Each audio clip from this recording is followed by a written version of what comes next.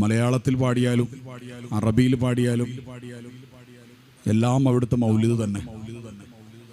അത് ഞാൻ അറബിയിൽ പറഞ്ഞാലും മലയാളത്തിൽ പറഞ്ഞാലും ഇംഗ്ലീഷിൽ പറഞ്ഞാലും മദ്ഹുകൾ എല്ലാം മൗലിദ് തന്നെ. ലക്ഷ്യം ശരിയായാൽ റിസൾട്ട് ഉറപ്പാണ്.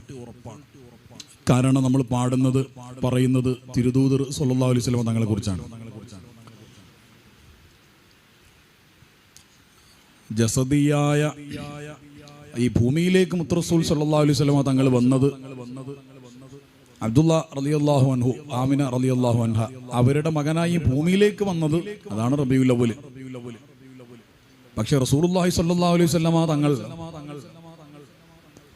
യഥാർത്ഥത്തിൽ ഈ ലോകത്ത് ഒന്നും ഇല്ലാത്ത ആദ്യത്തെ അവസ്ഥയിൽ തന്നെ അള്ളാഹു സൃഷ്ടിച്ചതാണ്.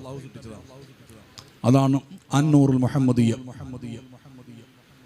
അന്ന് അള്ളാഹു അല്ലാതെ മറ്റൊന്നുമില്ലാത്തൊരു സാഹചര്യം. അള്ളാഹു അല്ലാതെ വേറെ ഒന്നും ലോകത്തില്ല. പിന്നെ ആദ്യം സൃഷ്ടിച്ചിരിക്കുന്നത് റസൂലിനെയാണ് സ്വല്ലല്ലാഹു അലൈഹി വസല്ലം. അവിടുത്തെ റൂഹ്, അതാണ് ആ റൂഹ്. അതിനാണ് അന്നൂറുൽ മുഹമ്മദിയ്യ, ഹഖീഖത്ത് മുഹമ്മദിയ്യ എന്നൊക്കെ പറയുന്നത്. അപ്പൊ അതുകൊണ്ട് അന്ന് സൂര്യനോ ചന്ദ്രനോ മാസങ്ങളോ വർഷമോ ഡേറ്റോ സമയമോ ഒന്നും ഉണ്ടായിരുന്നില്ല. അതെന്തിനാന്ന് ചോദിച്ചു കഴിഞ്ഞാൽ റബീഉൽ അവ്വൽ 12 റസൂലുള്ള ഭൗതികമായി ഈ ലോകത്തേക്ക് വന്ന ദിവസമാണ്. ഈ ലോകത്തേക്ക് ഭൗതികം എന്ന് പറഞ്ഞാൽ അതിൽ ആത്മീയത ഇല്ല എന്നല്ല. അവിടുത്തെ ശരീരം ഈ ലോകത്തേക്ക് വന്നതാണ് റബീഉൽ അവ്വൽ.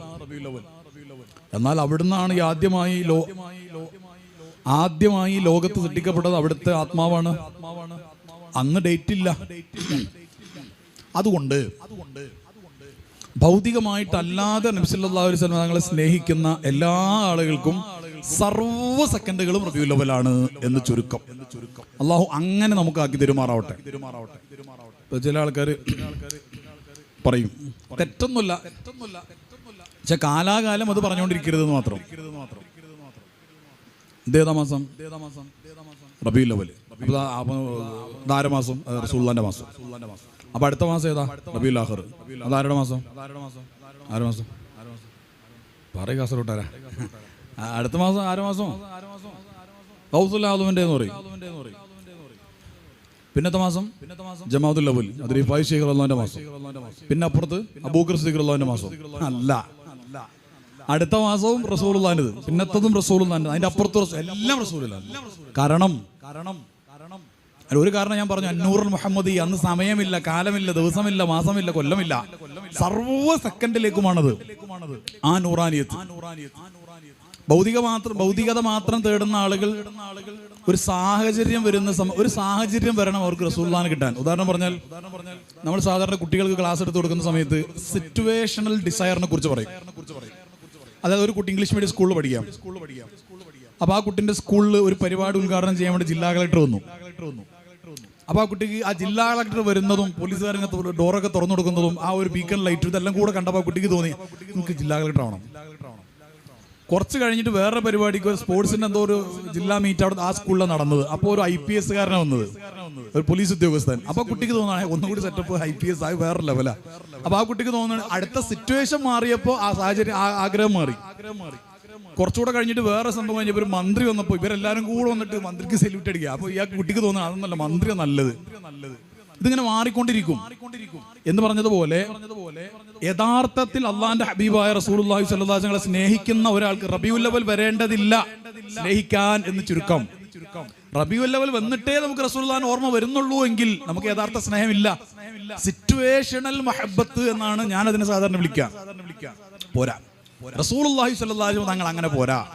കാരണം ഞാൻ പറഞ്ഞു, അന്നൂറുൽ മുഹമ്മദിയ്യ ദിവസവും സമയം ഒന്നുമില്ലാത്ത സമയത്ത് ഈ ലോകത്ത് അള്ളാഹു സൃഷ്ടിച്ചത് തന്നെ ഈ റൂഹിയായ ലോകത്തുള്ള മഹാന്മാരായ ആളുകളൊക്കെ പറയുന്നു സർവ്വ സെക്കൻഡും. അപ്പൊ റബീഉൽ ആഖിർ ഗൗസുൽ ആദമിന്റേതാണെന്ന് പറയരുത്. ഗൗസുൽ ആദമുമായിട്ട് ബന്ധപ്പെട്ട അതും ജസദിയാണ്. അടുത്ത അതും ജസദിയാണ്. അത് പിന്നെ അവർക്ക് വരാൻ ഒരു മാസം വേണ്ടേ? അപ്പൊ ഗൗസുൽ ആലമിന് 100 കൊടുത്തത് ആരാണ്? റസൂലാണ് സല്ലല്ലാഹു അലൈഹി വസല്ലം. അപ്പോൾ റബീഉൽ ആഖിർ റസൂലുള്ളാഹിന്റെ മാസം. റിഫായി ശൈഖ് റളിയല്ലാഹു അൻഹു 100 കൊണ്ട് അനുഗ്രഹിച്ചത് ആരാണ്? റസൂലാണ്. അപ്പോൾ ജമാദുൽ അവ്വൽ റസൂലുള്ളാഹിന്റെ മാസം. അജ്മീറിലെ ഖോജ പാപ്പ ഖദ്ദസല്ലാഹു മഹാനവർക്ക് 100 കൊടുത്ത് സമ്മതം കൊടുത്ത് ഇതിന് കൊടുത്ത് എല്ലാം കൊടുത്ത് ഇങ്ങോട്ട് പറഞ്ഞയച്ചത് ആരാ? റസൂല് സല്ലല്ലാഹു. അപ്പോൾ റജബ് ആരുടെ മാസം? റസൂലുള്ളാഹിന്റെ മാസം. എല്ലാ മാസവും എല്ലാ മാസവും അത് റസൂലുള്ളാഹിന്റെതാണ് സല്ലല്ലാഹു അലൈഹി വസല്ലം.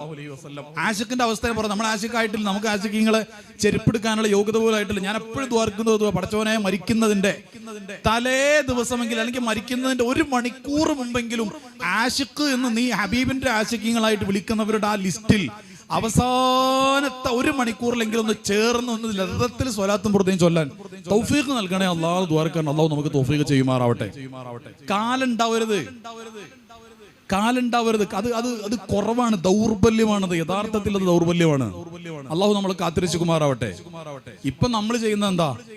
നമുക്കൊരു ആവശ്യം വരുമ്പോ ആ ആവശ്യം പരിഹരിച്ച് തരാൻ കഴിയുന്ന ഒരാളെ ഓർക്കും. അതാരാ? റസൂല്. ഉമ്മാക്ക് നെഞ്ചുവേദന ഉണ്ടായാൽ, ബാപ്പാക്ക് ഊരവേദന ഉണ്ടായാൽ, മകന്റെ കല്യാണം ശരിയാവാൻ, പരീക്ഷയിൽ മാർക്ക് കിട്ടാൻ, അതിനൊക്കെ സ്വലാത്തുകൾ മഹാന്മാരെന്നെ ഉണ്ടാക്കി വെച്ചതുണ്ട്. അതെന്തിനാണ്? അപ്പൊ ചോദ്യം വരും, അത് മഹാന്മാരുണ്ടാക്കിയ സ്വലാത്ത് തന്നെ അല്ലേ? അപ്പൊ അങ്ങനെ പറ്റൂലേ? അത് സാധുക്കളായ ആൾക്കാർ പരിഗണിച്ചതാ. കാലാകാലം ഇങ്ങനെ നിൽക്കല. ചില മഹാന്മാര് പറഞ്ഞിട്ടുണ്ട്, ചില മഹാന്മാര് ചരിത്രത്തിലുണ്ട്, നിർണായകമായ ഘട്ടത്തിൽ അവർ അള്ളാന്റെ ഹബീബിനെ വിളിച്ച് സഹായം ചോദിച്ചാൽ അല്ലെങ്കിൽ അള്ളാന്റെ ഹബീബിനെ മുൻനിർത്തി ചോദിച്ചാൽ ദുനിയാവിന്റെ കാര്യങ്ങൾ നടക്കും. പക്ഷെ ഞങ്ങൾ ചോദിക്കൂല. കാരണം ഹബീബിനെ കൊണ്ട് ഞങ്ങൾക്ക് ദുനിയാവ്, ഹബീബ് മുഴുവനായിട്ടും ഒഴിവാക്കിയതാ ഈ ദുനിയാവ്. ആ ദുനിയാവിന്റെ ആവശ്യം, ആ ഹബീബ് ഒഴിവാക്കിയ ദുനിയാവിന്റെ ആവശ്യം ആ ഹബീബിനെ വെച്ചിട്ട് സല്ലല്ലാഹു അലൈഹി വസല്ലം ചോദിക്കാൻ ഞങ്ങൾക്ക് താല്പര്യമില്ല എന്നാണ് അവർ പറഞ്ഞത്. എന്താണ് അതിന്റെ ഒരു അവസ്ഥ? അത് അങ്ങനെ ഒരു ലോകമാണ്.